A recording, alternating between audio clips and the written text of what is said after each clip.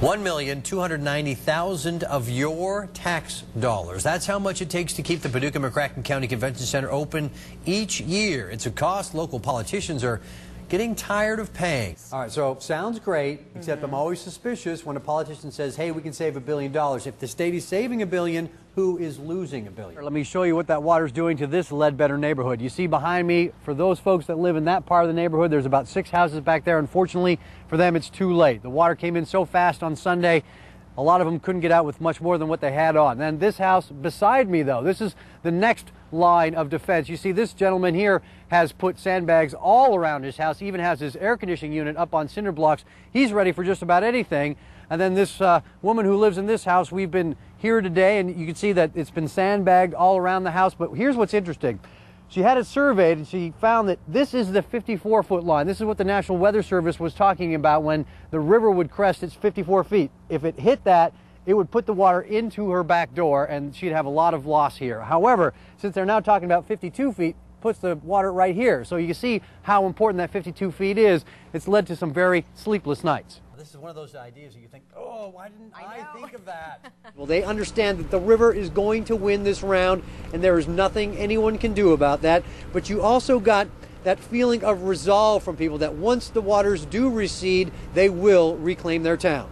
I've got the name brand. That's right, and I have got the generic, and the only difference between the two, drum roll please, $1.99. $3.73. And they are exactly the same. Right now, a lot of people are leaving, and let me show you why. If you look down here at the Ohio River, you can see that it is up on the levee here. It's got a few feet to go before it actually tops the levee, but you can just imagine the forces pushing up against that concrete there. And that's one reason why I talked to the mayor of Cairo today. He's issuing what he calls a strongly encouraged evacuation. He uses that term because he's not allowed to order people to leave. And this is why there is some frustration down here. They're frustrated with the process, with the very fight over this Birds Point levee, because they feel like the fight itself is endangering lives.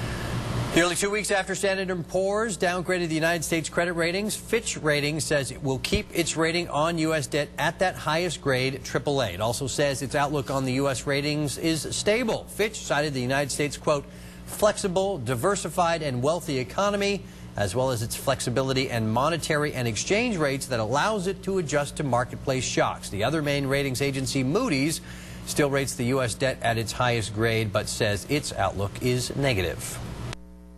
Now, your Weather Authority first forecast. One thing that's positive is the temperatures out there. It's cooled off a little bit. It's pretty nice. Yeah, we'll cut that off by the beginning of next week. If 84 is a cold front, I will take a cold front. All right, thanks very much. Well, instead of drinking a cup of coffee in the morning, maybe you should pour a little bit on your skin. Researchers found caffeine guards against the development of non-melanoma skin cancers.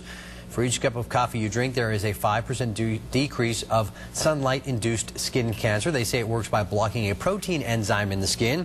And based on studies with mice, scientists believe caffeine applied to the skin could help prevent skin cancer. Mortgage rates are near record lows. Lots of people refinancing out there. We're going to explain why the refi market is changing, though, and how Netflix is working to appeal to a younger audience. Coming up. Right, a picture is supposed to be worth 1,000 words, right? This picture could be worth 1 word.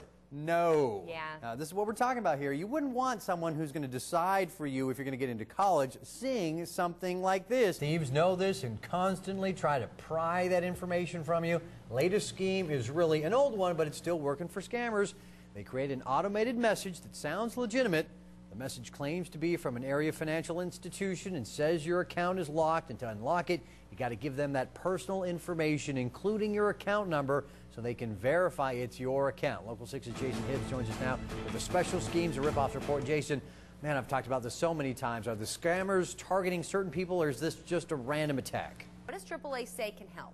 Well, there's a lot of people heading out on the road, so there's 4 things they're talking about that you should think of before you actually start driving to Grandma's house. For instance, you know, just check your windshield wipers. Nothing worse than not being able to see where you're going. And then before you leave, maybe check your battery in your car, make sure your car is going to start, or change your oil before you leave. If you're overdue for an oil change, get that done before you start heading out. Now, also check your brakes. You know, it's one thing to not be able to start your car. It's a whole other thing entirely to not be able to stop. And if there is a problem, you want to make sure you have some supplies to make sure you can get through whatever it is that you're in before emergency crews arrive. So pack an emergency bag and fill it with stuff that you can use, like an ice scraper, like maybe gloves, perhaps, you know, even a flashlight. Make sure those lights are working by checking the batteries.